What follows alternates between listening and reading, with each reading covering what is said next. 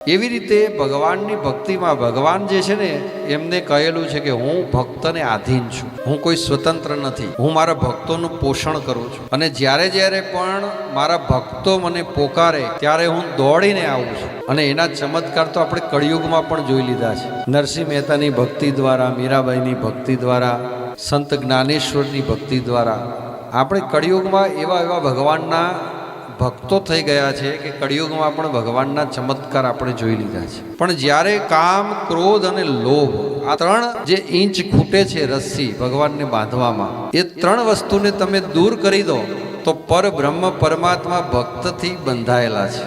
પણ જ્યાં સુધી કામની ગાંઠ હોય, ક્રોધની ગાંઠ હોય અને લોભની ગાંઠ હોય, એ ત્રણ ગાંઠ હૃદયની અંદર પડેલી હોય ને ત્યાં સુધી પરબ્રહ્મ પરમાત્માની ભક્તિ કરીએ તો પણ પરબ્રહ્મ પરમાત્મા બંધાતા નથી. અને હૃદય આપણા મનથી, બુદ્ધિથી, આત્મચિંતનથી આ ત્રણ દોષ આપણે દૂર કરી દઈએ એટલે પરબ્રહ્મ પરમાત્મા આપણી નજીક છે.